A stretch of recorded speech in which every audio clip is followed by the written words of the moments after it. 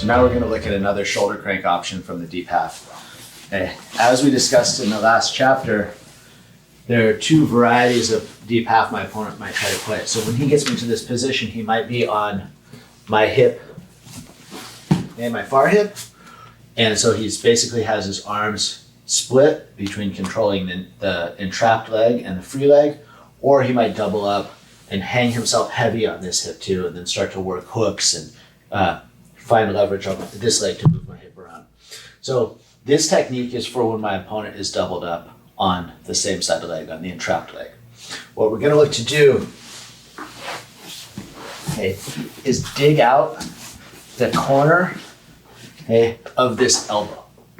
Okay, and I need to get his near side shoulder and head off the floor. So I'm going to look to, I often look to kind of do a half back step if we can't find this position off of their initial entry, or not a half back step, I should say, step this knee back and shift my hip back to encourage my opponent to sit up a bit, and then I'm going to sit underneath. Okay, as much as I can, I want my knee to almost get underneath the far shoulder, but that's, if I have that position, I know I'm underneath the near shoulder and the head, which is what I need. Now, even if my opponent is trying to keep this arm heavy, I'm going to come under that elbow line and use the blade of my wrist and scrape the elbow up, much like I would be using the blade of my wrist to get under an opponent's chin to choke. So a good player here is going to have this elbow down. Okay. Sometimes people will try to hide this hand. If my opponent successfully hides the hand and gets past the wrist, this technique is gone. So sometimes when we're here, I want to keep that hand secure, and I can reach over and start to find the elbow with this hand instead. But otherwise, we can dig with this wrist. Now I'm going to start bringing that elbow to my body, and more than pulling this back, I want to bring my chest forward and connect that elbow to me. And now I'm going to go back all together. You'll see that Nick has the option to either tap or, one more time, lift his hips, opening his legs to accommodate that pressure. When he does, we're going to capture our opponent here. Okay, so his bridge, if we can find that leverage properly here, I'm just releasing the pressure on his shoulder a bit so while I talk, will also clear a pathway for my lower leg to wipe underneath his body. Because my knee, as you can see, hasn't moved from its initial position. So when Nick lifted his hip to get out of that shoulder lock, I was able to wipe that leg through and capture. Now, how you want to finish this position is up to you. This can kind of turn into a number of submission opportunities here, or control opportunities. Typically, I'll start to cut to the other side and continue to adjust to finish a reverse triangle. But that arm and neck are isolated. We have a variety of submission opportunities there. So when my opponent focuses only on the near hip, when you're playing against an opponent who you know specializes in this guard, off their initial dive, oftentimes we can sit through. Otherwise, it doesn't work. If my opponent's really clamped on this hip, it's hard to sit underneath. So again, it's for this hip, we can prep and sit through. I'm picking up that elbow line, reinforcing, and I'm bringing my chest to meet the elbow. Now, as I come back, I'm going to catch. Okay, and from here, we can look and figure out how we're going to finish. This position also works with an underhook, and sometimes our opponent is going to the deep half because we have an underhook. Okay, so he's going to that deep half and he might be trying to connect his hands or something in this position or lock my hip down. Some people play with that more with the gi because they can find some safety grips with the gi. The same thing works with the underhook. When we have the underhook, we have an additional submission opportunity. So even if I didn't have the underhook initially, as I start to dig this out, we'll just rotate that a bit. As I start to dig this control out here, I can also slip my arm back through. Okay, when we slip back through, we're gonna cup the tricep, pull to our body, and come back and find the wrist. And now this is, I have essentially a reverse Kimura. I also, if I couldn't break that grip, I can sit through and I can find the same position as before. Okay. If worse came to worse and my opponent were to bridge into me now and turn over, again, my opponent's turning right into a triangle position. So one more time with this is a position I use a lot. And so as I was mentioning, the other option here is I feel my opponent in the initial reaching to this same side leg, so I kind of understand what they're playing, and I can use his entry into the half guard as my entry into my position. And you can see I'm just using almost imprecise in a way, but I'm using my forearm and the blade of my wrist to peel the elbow up. Now, I want to glue that to my body or swim through. And now we go back together into our position.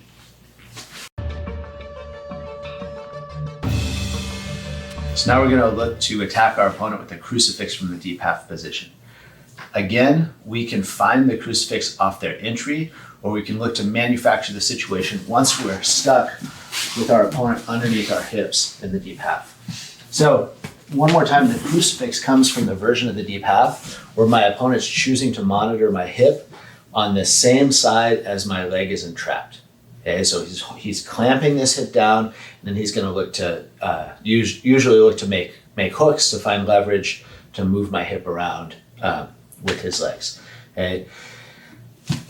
If my opponent is holding the other hip, okay, this isn't really a situation for the crucifix, but I can often strip this grip and try to encourage my opponent to hold something else, so I can just keep defending this hip, and oftentimes he'll go to this hip instead, okay, as a consolation. So now I need to get my hip back. I want my hip almost in the line of my opponent's hip. Okay, so for this move, I'm going to start to try to shift my hip back. Like I'm trying to get away from this position. I need him to be on his side. And now I'm going to lift my hip and cut my knee inside the elbow. And now I need to make sure I cover my opponent's back before he can get to the mat. So I'm going to clamp his neck and try to put my body underneath him, finding the shoulder. I can use like a quarter Nelson here to try to secure my position, and then we'll come in and find our seatbelt. Another control that I use quite a bit from crucifix positions that aren't perfect. I don't consider this like a perfect crucifix because you can see my shoulders are too high. I haven't kind of finished all the adjustments here yet. And I'm worried anytime I don't have perfect coverage on my opponent's back, he can either slip down and use his head as a frame to start to free the shoulders, or he can start to spin back towards my legs. So in these situations, we'll often hold the hand here. I'll go right across the face and hold the tricep. So now if my opponent tries to turn towards me, there's no way. I can also choose here if I want to use the leg that was a hook. Oftentimes my opponent will be trying to hold that. If we hook our opponent's leg here, okay, although it's not perfect, okay, again, this hook is stopping him from turning towards me. Okay, but here my control of the elbow is accomplished solely by squeezing my thighs together. So again, it's not a perfect crucifix. Oftentimes though, this is enough to start to find his neck. Okay. Or my opponent makes a mistake and they create space here. And now I can find the crucifix that I want and start to adjust and get my chest under his back and be in a better situation here. So I use this crucifix quite a bit versus deep half. It works best, in my opinion, in conjunction with the previous shoulder crank position or attack. Okay, because the more I look for this arm, the more my opponent is going to try to hide this arm. So he's hiding this arm by trying to bring this arm close to the mat. Right now I don't have access to peel. The closer this arm is to the mat, the higher the opposite arm is from the mat, and the more available that is. So I can shift my weight back and look to start to trap this arm. Okay. Likewise, if my opponent feels me and he wants to trap this arm and he wants to bring this back, we can use that moment to sit underneath and start to find the previous position. Okay, so they're always going to work hand in glove. One more time. When I'm looking for this crucifix, I'm going to walk my hip back. My knee comes in and digs his elbow away. And now I'm going to peel my opponent off the mat. Find the crucifix. I can use this foot if I feel like I need to clear. Okay, that gives me a better bite on the leg, or excuse me, on the arm. I have kind of longer skinny legs, so just the figure 4 never really feels sufficient in the crucifix. So I always prefer, if possible, to X the hand. Okay, again, like many positions, my opponent's defense starts with the hand fight. So if I can keep this hand away from his leg and away from his other hands, right, it's going to make it much harder for him to find leverage to start to escape his shoulders. Here.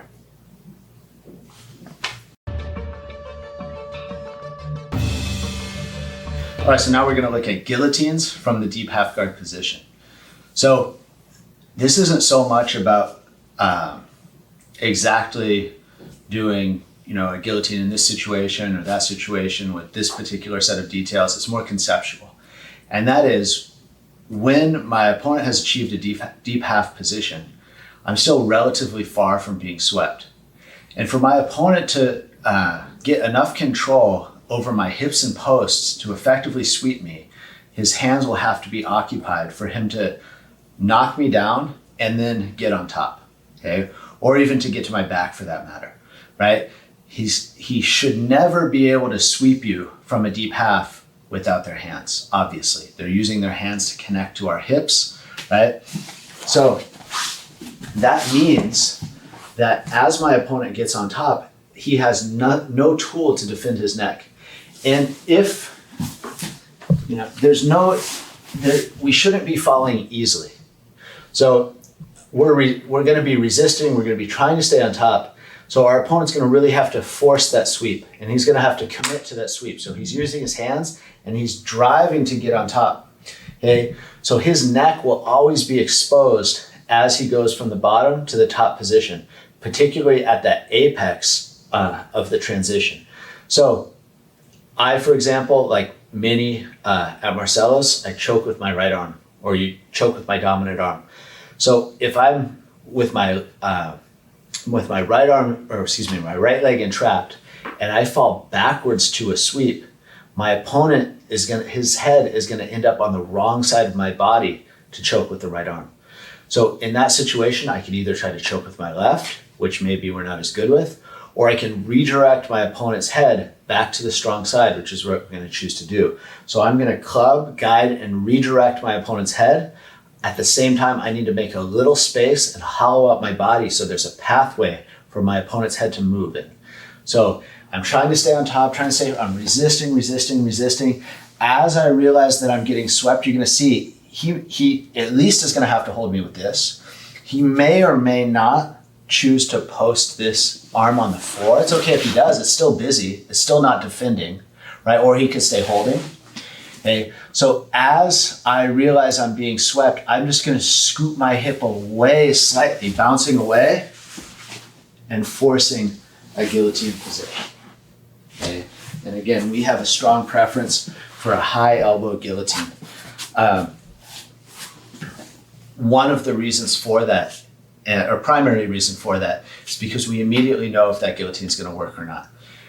You typically, once you understand the finishing mechanics of the high elbow guillotine, you're never going to be in a situation where you're squeezing someone's neck for 1 or 2 minutes, right? Where you don't know if that guillotine is going to work or it's not. Okay? And if it doesn't work, we move on to the next thing. So, one more time. This time I'm being swept backwards. Okay?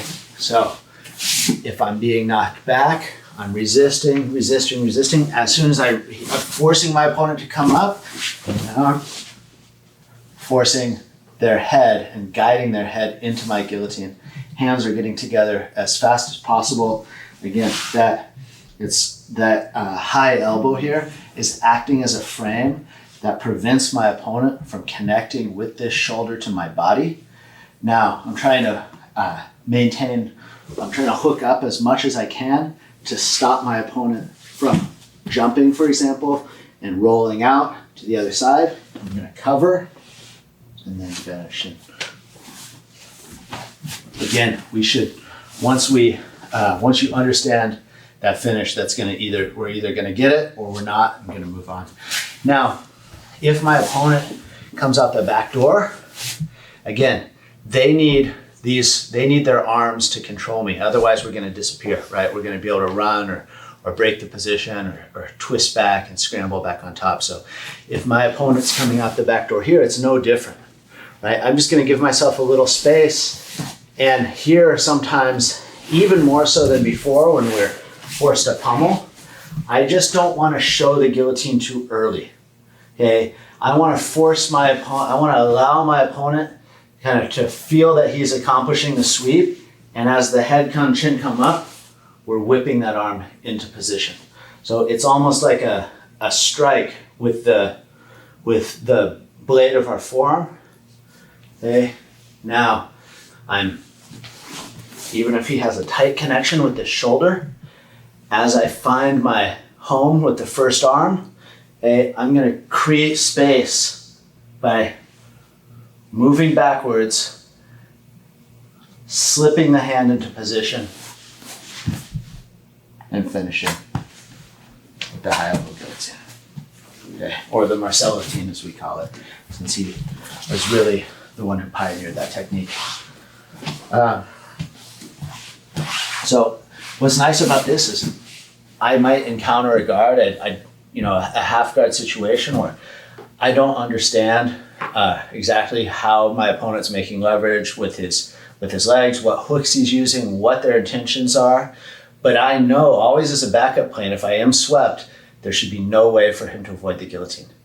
Okay, and so let's just look at that last situation. Another thing that could happen, which we covered in a different circumstance too. If I am swept to this side, like my opponent starts to come out, and I wrap the neck, I have my timing, but his shoulder, right, is locked, and I try to create space and I can always come behind. He can't defend my hands coming together with an arm in guillotine and stop the high elbow guillotine simultaneously. So we typically use the arm in guillotine as a sweeping position. It's a very strong finishing position too. Once you develop, your finishing details and your squeeze here, okay. But even if you haven't developed that, it is, I think, has one of the steeper learning curves in the chokes. Is the arm in guillotine, okay. We can still hang heavy on the head and sweep them to this side, or I can kick my opponent away and shift my hip and sweep to the other side. And again, we have a chance to finish with a mounted arm guillotine when we turn our opponent over, or we can release the guillotine and consolidate a better top position. We can also use the head and arm guillotine to pass their half guard if we come back up with the position and they do manage to trap one of our legs again and we feel like we don't have leverage to finish. So now we're going to look at a few more entries into half guard and how to get past some predictable roadblocks that our opponent's going to use to stop us from getting close. So the first is the shin shield, which we'll encounter from a variety of situations, either initiating from the half guard when our opponent's pushing us out of this position and framing us out of the half guard where we've already beat the knee line, or in our attempt to get close when we can start to get in and our opponent establishes a strong shin shield. Okay, so there's a huge array of techniques to beat the shin shield. Okay, and we're going to encounter a lot of differences in the shin shield based on body type and the techniques our opponents will try to play, be it a low shin shield, feet crossed, feet uncrossed, high shin shield, right? Shin shield in conjunction with other frames, shin shield with strong pulling controls with the upper body. So we're going to focus on techniques that are going to take us to the half guard because that's the focus of this instructional. And also at Marcellus, we have a very strong preference towards establishing strong upper body control before we pass, rather than many of the techniques like we see with the gi where we can control at range, where we can start to, pass and then here utilize gi grips, etc. We still can use these grips, these passes without the gi, but I find them to be less effective. Or for example, establishing leg drag positions from the shin shield, etc. Okay, we're going to focus on forcing our way to taking away space and finding a half guard. So the first thing is if I have a shin shield, I've beat the knee line on the bottom leg. Ideally, I just want to get my armpit in front of this knee and get close. Okay, so sometimes if maybe my opponent's arms are occupied on the far side or something, for example, we can just play with this push-pull and get our opponent to push and loop that armpit in front.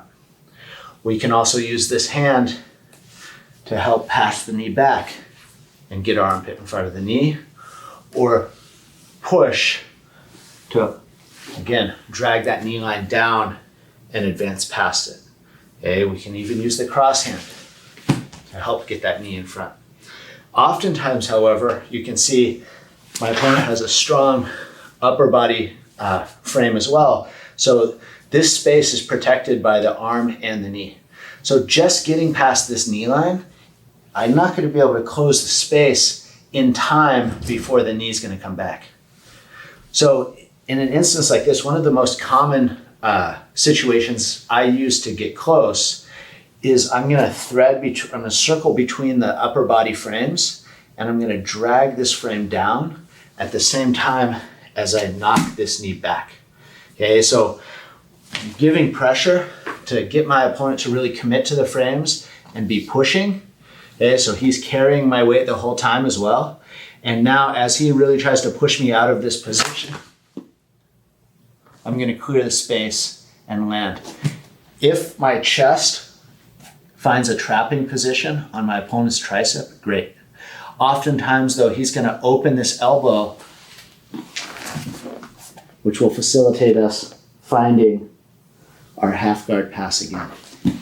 Okay, so like we said, I have a preference for beating this knee shield, if I can, directly to a half guard position. So one more time, just trying to loop my armpit in front of the knee, but I have to take into consideration this arm.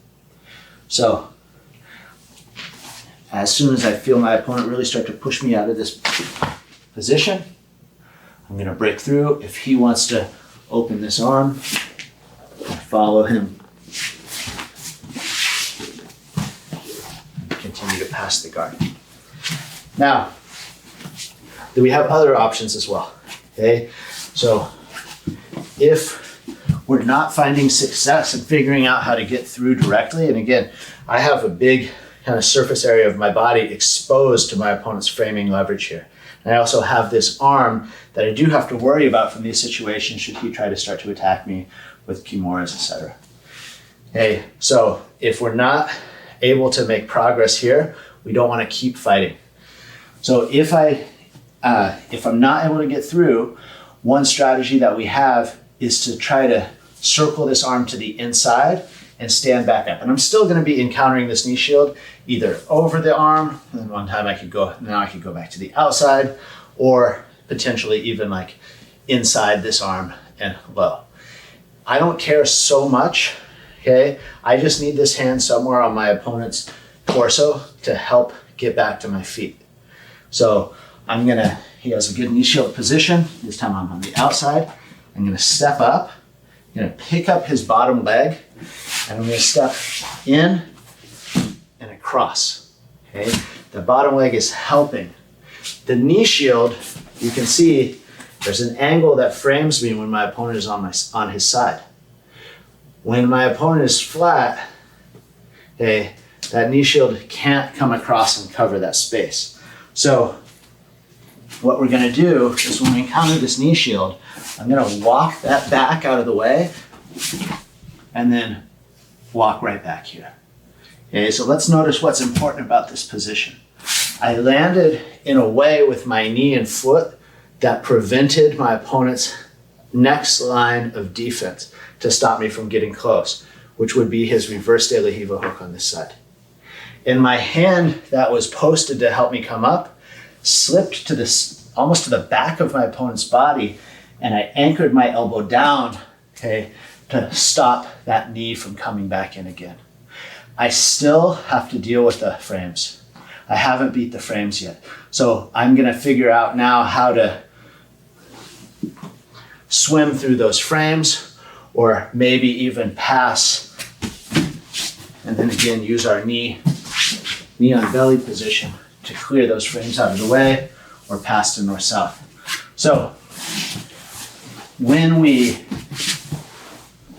stand up and snap ourselves out of that knee shield, as I drive myself back down to the mat, changing levels, my shin and knee is going to be pinning and killing this leg, and my lower leg is going to be opening and catching, making a hook with the ball of my foot to keep his lower leg out from behind my knee. Okay, now I can start to try to get close. Just release the foot, okay, and pass. Another option that we often teach at Marcelo's is a hip through knee cut, a fast knee cut off of this posted arm that's going to put our hip relatively far from our opponent, and then we're going to fight back to a top position out of that scramble. So in that instance, when I was trying to come in and I got pushed out with the knee cut pass, I'm just going to stand up, use my knee to open that away, and now as I start to drive my opponent back, I'm going to try to time my shot, and I'm going to slide in all the way to my hip. Okay, and now from this position, I'm going to have to deal with the hands again because I don't have the space that I want filled, and I haven't really organized the upper body yet. So as my opponent starts to push me out, I have to start to change the angle of my body to get off of those frames. What else there? Related to that, and that these knee cut options, if I want to try to return to my feet and then come back into knee cut passing here, is that sometimes when I shake that knee shield out and come back, I don't pick that, I miss that opportunity to block my opponent's lower leg and foot. And as we go to pin, he finds a strong reverse De La Riva control here. Okay, so in this instance, what's allowing him to spin is his ability to bring this knee in and his ability to reach for my, either under my leg or under my armpit with this arm, right, and bring his head between my legs. So what we're gonna look for here is one more time to slide that hand kind of low. You can also look to directly block the thigh or even hold the foot, which is a lot harder without the gi. I prefer to try to slide this low and block bringing his knee to his shoulders more with the action of driving the forearm down, levering off that hand. And I'm gonna try to block this hand. Now I'm going to continue to try to pressure into that knee cut and get my opponent to really commit to this hook. And now when I feel this locked, I'm going to open my hip as wide as I can and hit my knees. And you can see that motion, this hook is stuck to my leg. And as I open my hip and drop to my knee, it's going to drag his knee away from his torso and open that knee to elbow space. At the same time, I'm holding this arm already, which is going to further open that space for my body to fit into. So let's do it from the beginning. Here, again, he knows how to play half guard, so as soon as my knee comes off the mat, he's going to be kind of following me already with that hook. I'm blocked. I'm trying to figure out a way to get into that knee cut or the half guard position. I'm unable to. So I'm going to start to stand up, walk. As I walk back for the knee cut, I encounter that reverse De La Riva hook. I'm immediately picking up this hand and trying to keep this knee to stop the inversion. Okay, try to keep that knee down. Now, right, we're not going to be hanging out here forever. I'm going to try to force that knee cut, keeping my hip back. And as soon as I feel that hook is really stuck, I'm opening and dropping my knee to the floor and finding our half guard position. So now we're going to look at some folding passes from the shin shield position. Folding passes have a strong interaction with half guard passes because oftentimes as our opponent tries to escape a folding pass, they're going to allow us to advance into a winning half guard position from top. So from the shin shield, we can find folding passes to either side. So I'm going to show a few versions of the folding pass and some details that might be different from how many people play the position. So to start, oftentimes if I'm looking to shake my way out of this shin shield pass and I'm unable to, my opponent keeps beating me back with the shin shield as I try to come back. Instead, now I'm going to walk my opponent all the way over to the other side. So we'll just scoot this way a little bit, Nick. So, and this could be from a reverse De La Riva shin shield, a regular shin shield, it doesn't really matter. Sometimes it's from more of a chopstick guard when he's holding an ankle. This will work for a variety of situations. So I'm going to post up so I can drive. It's just like taking a shot in wrestling or finishing a shot. Is my body, I'm going to have directional power and drive in the direction my knee is pointing. So when I want to drive my opponent onto their opposite hip, I need to step my foot to the floor with my knee pointed in the angle that I wish to drive towards. So I'm going to step, start to drive, and now my knee is going to bounce back and open and slide over my opponent's shin. Okay, now I'm blocking their hip and I'm clamping in the front of their body and I'm gonna wipe and sprawl. So similar to our half guard position, how you align your body here in terms of how much you're on your knees is gonna be largely dependent on how open your hips are. The more open and flexible you are in the hip, the more you can externally rotate and the higher your knee line can be while maintaining pressure on their leg. We're looking to pin the legs as so. Okay, we're not like really going to be leaning towards the knees. Okay, we want to be nice and even on the legs. We're blocking our opponent from their hip moving in this direction, and this arm is blocking my opponent's knees from coming out, right? Because if he starts to bring this knee out, he's going to be able to start to frame me away or swing into an inversion. So let's just flip to the other side real quick, Nick. So the hand that's on the back of the body is not going to hug like this typically, which leaves a hole for his hip. I want to block and contain that hip as much as possible. Yeah. I also want to ensure that although I'm not in the same line as my opponent's spine, I'm parallel. I don't want to be off angle as so, and then I can't split my control and control both sides of the body well. So we'll Go back. Now, once we land in this folding pass and we start to get control, okay, we're gonna try to just circle towards the back of my opponent's body.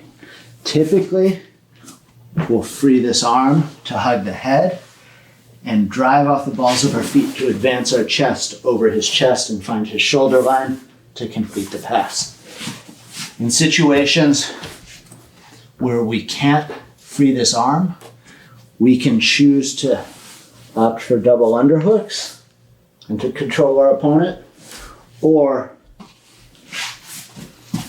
we can get that arm out of the way and chase the back. So we have a few options there. So one more time. From the beginning, I was trying to get into the half guard. I got pushed out with the shin shield. I'm gonna step up and adjust myself into a folding pass on this side. Now, I want to pass to the back side of my opponent's body. So my first option and best option will always be to try to keep my hips low and beat his feet. If my opponent stops me with hooks, okay, now I want to pummel and pin and staple his leg, always with the leg on the side that I want to move towards. Okay, so in this case, that's to my left. Okay, so I'm gonna staple his ankles, and now I can win. If, for example, say you can even like hook up on both, like one on each. Yeah. If I try to use this leg to pin, what happens is I have to mobilize that leg and release too much weight here, and those legs are going to come out. So I always want to keep my hip heavy and then use the leg on the side I want to walk towards to pin. Now I can complete the pass. So we can folding pass away. We can also folding pass to the same side. So to do that, that'll typically, not always, come off of a low shin shield, whether or not he has his feet crossed or not. Now I'm gonna look to shift my body away. I'm gonna C-cup my opponent's ankle, okay? And I'm gonna look to shift and make my shin vertical. And I'm just looking for his shin to go drop below my knee. Now, no matter how strong he is at this position, I'm gonna drop my knee behind my opponent's knees and find that same situation. And then I can complete the pass. So, one more time. If I'm on this side, we typically use this from a lower shin shield, but there's no rule, right? So if I'm having trouble finding this, or fighting my way through a higher shin shield, and I have a preference for this technique, I can also go and find that ankle. The issue with the high shin shield is sometimes it's a kind of an awkward angle if this stays high to drive over, but then we can also always pass that across the body if we're having trouble dropping our knee behind. Okay, from a low shin shield, it's typically, right, the angle of his shin is going to be more parallel to the mat, and it's going to be easier for me to roll my body behind it. So again, he's keeping me away with the shin shield. I'm going to stop driving into it and shift away.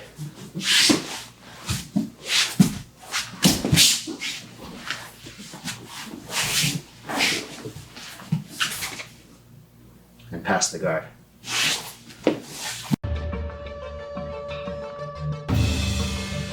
So now we're going to use those folding passes and look at how those connect to half guard passes. So more often than not, okay, if my opponent is going to work his way out of this folding pass position, if I'm doing everything right, is that he's going to be able to sneak this bottom leg out, okay? Because even though I'm trying to contain that bottom leg and get heavy, there's room oftentimes for that bottom foot to work through, especially if he's able to open my elbow slightly. And now he's going to shoot that top leg through to try to capture my leg, and he has to now turn to face me into his half guard because he's at the wrong angle. So I have to be anticipating this, and as I feel that control kind of dissipating, as I start to lose him, I'm ready to advance my shoulder line, winning the underhook as he turns back. Don't wait until after he achieves the half guard to try to fight the half guard. We want to get ahead of it. So as Nick starts to turn back to me, I'm meeting him with my chest over his chest, shoulder line over the shoulder line. Now I can establish my clinch and complete the pass. So again, regardless of how we find a folding pass situation, okay, we have many situations that can lead us into that folding pass position. We're just looking here from the shin shield. So I'm walking him over. Okay, maybe I didn't even contain, that's something that could happen too, is maybe I didn't even manage to contain his legs between my legs in the first place. That leg stayed free. And as he adjusts, I adjust, find my upper body control, and complete the pass. So now we're going to look at forcing our way to the half guard against our opponent's De La Riva guard. So De La Riva guard is going to be one of the most common ways our opponent is going to entangle and control us when we're passing someone who is on their back and we're on our feet. So maybe we were trying to circle past the legs and force a half guard, or maybe we had ideas to knee cut and we've found ourselves entangled in a De La Riva position. So first off, we're gonna try to focus on this foot on our hip. I would believe that this foot on the hip or inner thigh, or sometimes chest or bicep, depending on how he's choosing to play this position. Okay, oftentimes with the gi, that foot will be higher, and no gi, that foot is gonna stay more on my hip and inner thigh. That this foot is more important to the position than the actual De La Riva hook. This foot is giving him more direct access to my weight to push me away. Okay, and also this foot pushing this hip back is what's giving the space to make that De La Riva strong. And right, maybe if he goes deep De La Riva or something, again, it's all going to be based on how he can control me with this foot. This is obviously his leg, and he has a leg pressing action that's very strong, so I'm not going to be able to fight directly against this. I'm going to look to block, step away, and now step back. Okay, I'm trying to pull and hang that leg over my thigh as much as I can. So now that I can start to find the knee and drop inside that knee line with my armpit when I'm ready, okay, after I clear the other hook. So after we've beat the foot on our hip, now we're gonna beat this hook. Okay, so I can shift my weight away and push. I can rotate my toes up and extend. I can pop the back of my knee away to eliminate the hone for the hook and circle my knee. Once I'm free on this side, now I can change my level either by just lowering my base or even hitting this knee. And I'm going to look to drive my knee through. I don't care anymore if my opponent wants to continue to hold my ankle. Okay, what I'm looking to do is cover his chest and win an underhook. So he has one tool left to frame me away. Okay, so if I can swim inside that frame, I can knock that frame out of the way and get close. Okay, I can knock that frame out of the way and catch like a head and arm position. Okay, it doesn't matter for us, right? Once we get close, now we'll step that leg up again to keep him stuck in this position. Now I can knee cut through. I can triangle my leg, fall to my hip, release the hook. Again, I'm just trying to hide my feet from my opponent.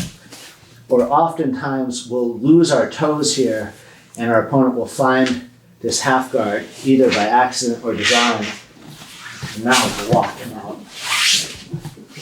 and complete the pass. So from this De La Riva position, okay, we're gonna beat this foot. Now we're gonna look to beat the De La Riva hook. And now we wanna get inside, or excuse me, below the line of this knee with our armpit. I'm gonna drive through and either pass from the stapled position, or if we lose our toes, establishing and then passing the half guard. Okay, something else that can happen a lot in this situation though, is that as we begin to unwind this De La Riva position, we can't beat this knee because my opponent starts to shift here. So they establish this strong frame with their leg. And now it's no way for me to get my armpit in front, even if I wanted to hit my knee. So now from this situation, I'm gonna look to continue to push this knee down, open my leg, and drive my knee to the mat here. When my knee's on the floor, my foot will come free. Now I'm once again in essentially a low shin shield, but even better for me because I can keep his legs collapsed in front of my body. Okay? Oftentimes to escape this position, because my opponent's gonna be very uncomfortable here, he's gonna look to kick this leg through and capture me in half guard. And when he does, we can advance to our preferred half guard passing scenario. So I have a good base. My opponent's tied me up in this De La Riva position, clear whatever hand control he had. I beat the foot. I clear the De La Riva hook. He rotates his hip out and starts to frame me away. Now, I'm gonna win this here. Okay? From this position, I can continue our previous passes. Okay, but likely because, right, we kind of land here where he doesn't have a good frame and he's worried that this control that he has on my leg is gonna be insufficient. So he'll often try to shoot through to the half. And when he does, we shoot through, meeting him in our dominant half guard control. Now, another way that we can try to find the half guard from a De La Riva position, okay, is to step through this space. Similar to how we tried to step through that space when we opened the guard and our opponent underhooked our leg with the intention of going to our back. So from this situation, I'm still gonna clear, and now I'm gonna step through, curling my heel back and dropping my knee to the floor, looking for head control. Now I can start to dig this underhook out and sprawl my leg back to find a chest-to-chest position. So, one more time. When I'm in this De La Riva, right, I'm always keeping solid base, staying connected to the mat, disconnecting, stepping through, knee to the mat, hug the head, and now I can start. Find a half guard passing situation.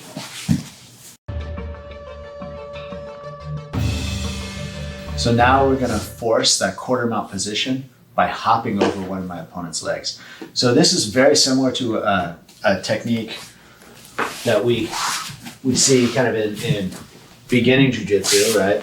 Where I put my opponent's knees together and put their feet on the floor. And as my opponent tries to sit up, I throw my hips forward, kind of slide down my opponent's thighs, land in the mount, shoulders back, so I don't go flying off with his immediate bump, and then start to control the mount position. So it's a very similar technique, but now we're gonna be doing this from our standing passing hub, when my opponent typically will have control over my lead leg, right? And he could be, this can, be from typically from a De La Riva position, but from a variety of guards. Okay, what we're gonna look to do is wrangle this free leg and put this inside. And oftentimes from here, right, we'll look to X pass, we'll look to folding pass to the other side, we'll look to knee cut. But sometimes we're unable to free our leg sufficiently to complete the knee cut, the folding pass, or the X pass, or the leg drag. We have a variety of options from here. So what we're gonna look to do now is take both hands and kind of hike the football, throwing this knee back and throwing our hips forward. His grip on my ankle may or may not break, and it's irrelevant to us, okay? But when we land, just like when we're trying to hop over our opponent's guard and land in the mount, we want to land in a shoulders back position so that he can't bump or move in a way that'll force us to lose position. And as Marcelo says here, there's a tremendous difference between putting one hand and two hands on this leg. Okay? And oftentimes, like however we're trying to control the situation, we're gonna look to quickly get both hands on this leg. Okay? And it's not so much, fighting with our arms. We're blocking, bringing the knee forward, and then jumping our hips in front of that knee line, similar to how we throw our armpit in front of the knee line for other situations. So I'm gonna throw my hips under that knee line, and I'm just trying to work my knee to the mat. My opponent feels as soon as I beat this knee line here, that oftentimes there's no connection, especially if he was holding my ankle. So he's gonna just kind of release what he has and try to get as much bite on my ankle as possible, and squeeze my ankle so I don't land in a full mount. And just like we were before, now from this situation, we have many options to pass. My weight is focused on this side of my body. Okay, I don't wanna be heavy here. Okay, my weight's focused here, shoulders back, hips forward, leg can slide over the body, hips to the floor. Okay, winning the underhook, passing the guard. Again, if my opponent wants to block that, my leg coming over, I can pull up on this arm, step, and find a monoplata position. Okay, we also have the guillotine, winning the underhook, the reverse knee cut. Okay, so we have a secondary hub there with a variety of passing options. So when we're looking for a way through here, again, we're trying to get that knee or that foot has to be inside our legs. And now I'm gonna quickly hike the football and throw my hips forward. You'll see that because he's holding my ankle, okay, this side's gonna be a little messy, but that's bad for him, not bad for me, okay? Our weight is gonna be centered on this side of our body for our landing. Here. As he adjusts to try to hold, I capture upper body control, monoplata, guillotine, or leg go to complete the pass. In my opinion, this passing option is very underutilized in no-gi. So now we're going to look at backstepping directly into our backstep half guard situations, coming from a standing position. We'll often choose to backstep into the half guard, okay, and try to force those backstep half guard variations when we're not able to make any progress to the primary side. Okay, so there's a variety of ways to backstep. Okay, we have to make sure that we beat this knee. So if our opponent's knee line is very high, we either have to look for a moment when they extend this leg, or we have to go and beat the knee line as we step. Now, what do we do with this hand?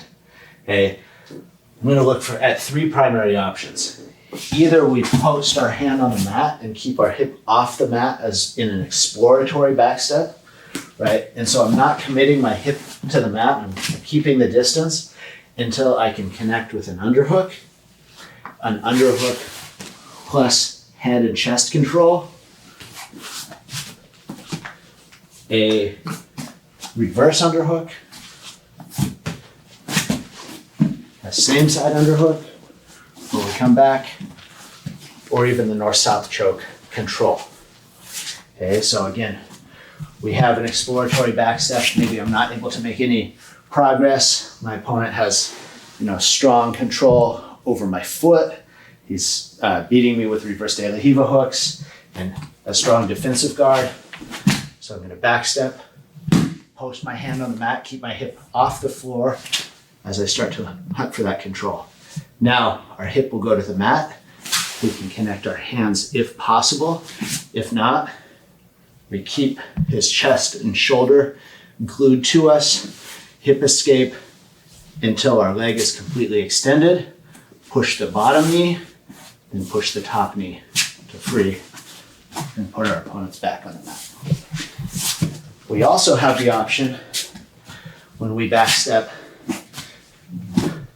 to pummel this hand inside the arms. So if I'm trying to backstep and my opponent's pushing me away, I can throw my body inside their elbows and then try to work those elbows up with all the weight of the back of my body here. Again, when I have my opponent's elbows, his arms contained and his elbows up here, it's less important that I'm keeping him flat. I actually want him slightly on his side, and I can begin to show my back to the mat. Because my trapped leg can also be my first hook for the back control. So the more my opponent moves towards me, the more their back is exposed, and we can begin to chase their back either by covering with their chest, if we have access to that far shoulder, or by coming over here and attacking the hip.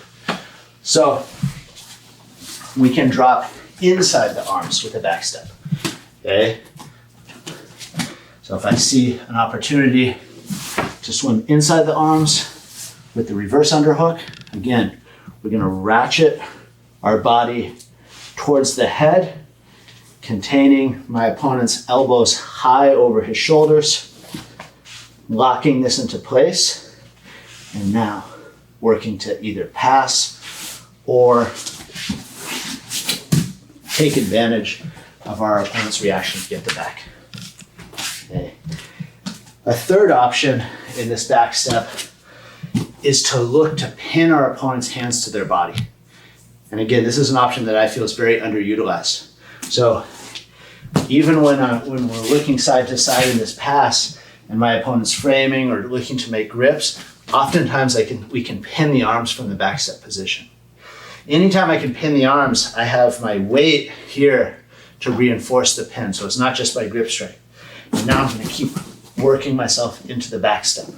What I'm really looking for with pinned arms is for the north-south choke. Okay? So here. I'm looking to drop with a loose wrap on the head and my ribs snugging the lock up. Okay? Head low, so I'm not giving any edges for my opponent to push on. Now let me work to free my leg, and again, I can finish the north-south choke position as a submission, or we can use it as a control to advance to a more dominant position. Okay, so again, whatever guard he's presenting me with, if I'm having trouble passing to the dominant side and I'm continuing to get tangled, I can always look to backstep. Okay, so regardless of what my opponent wants to do with his arms, okay, I can pin those arms to his chest, to the chest. Sometimes I might not be able to find the near side arm because it'll hold my ankle. That's fine, because as I backstep, if he wants to hold the ankle, it doesn't stop, right? Then he doesn't have this arm to stop me from capturing his head. So if that arm's not available because he's keeping it out of the way, right, that's fine. We can allow him to maintain that grip. So one more time, and this is one of my favorite back steps. So I'm trying to work to this side. I'm trying to explore the guard, leg drag, knee cut, and we're unable to find our way past our opponent's feet and knees. We can always start to back step and look to control hands. And as I back step, okay, I'm looking for my opponent's head to start coming up, and I'm gonna drop into position, immediately trapping my opponent with my ribs. My objective for this control is to force my opponent to look at the ceiling. Okay, what we see oftentimes people finishing the north-south or trying to finish the north-south choke or trying to control with the north-south choke is they try to crank their opponent's neck. Okay? Our objective is to keep everything parallel, including our own body. So after I pass the guard, my ideal finishing position is parallel to my opponent here. We don't want to keep locking this, right? As we crank their neck to one side, we open space on the other. So now I have a strong finishing position. Or we can release the north-south choke and find a dominant position. So we're going to look at another passing option from the back step that makes several half guard positions connect. So just like our primary half guard passing position with an underhook and head control, if I'm struggling to free my foot in this situation, I can climb my hip and redirect my knee to the other side and now work to pass the mount. Okay, so just the same way, but in reverse, if I'm in a back step position and I feel my knee slip and I can externally rotate my hip, creating a wall at his hip so he can't get underneath me with my knee.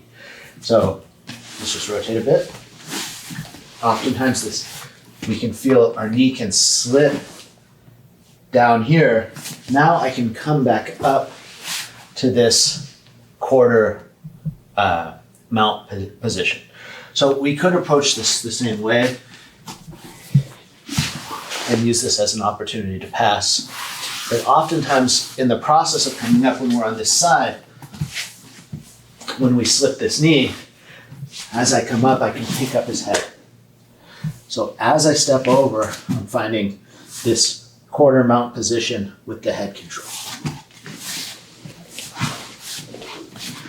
So with the gi, often in this situation, we walk this arm up, we make a grip, and we make our opponent's chin touch the mat on the other side. So when we put this deep twist in our opponent's spine, right, their bottom knee is stapled to the floor, their hips are pointed in this direction, we force their chin to point to the mat in the other direction, our opponent can't accommodate that. Very few people can.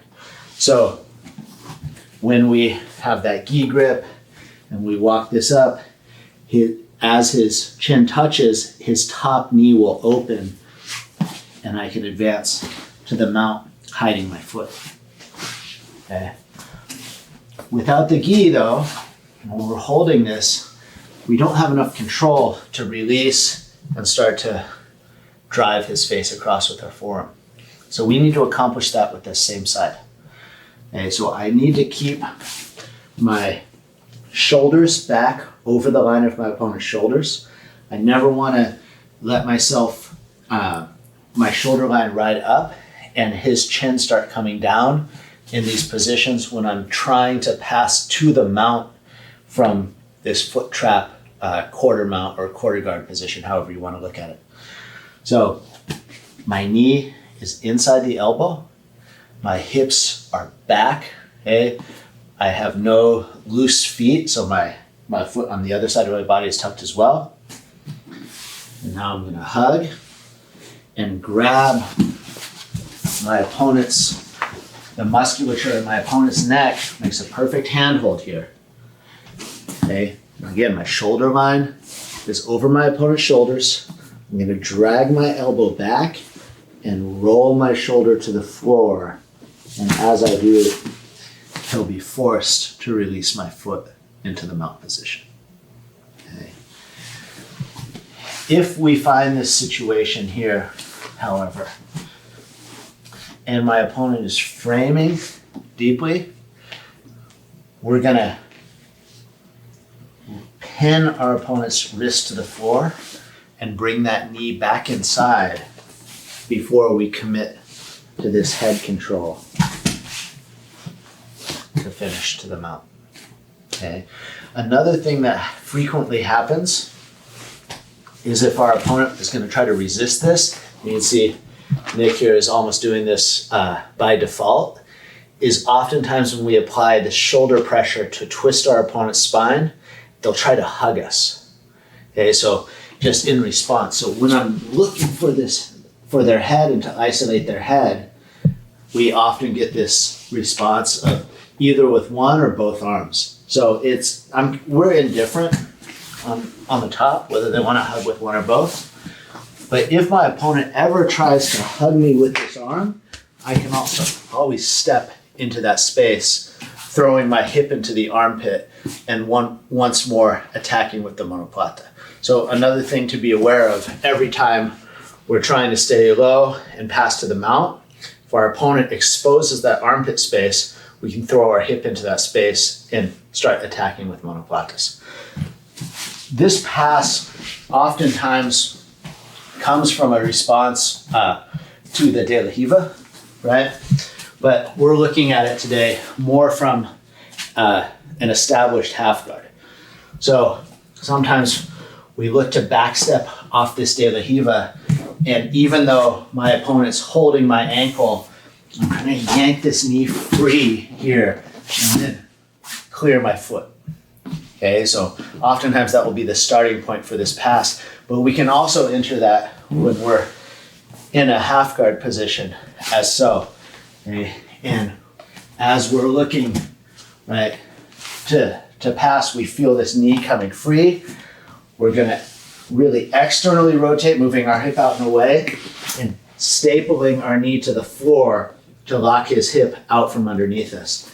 Now as I come over and find the head control, and make sure that I'm aligned, right? He's not framing me out and away with this elbow. Again, if he does start to establish this frame, I'm gonna pin his arm to the mat and win the inside track with my knee again. Now, grabbing his neck, I'm gonna roll his chin to the mat and find the mount position, hiding my feet.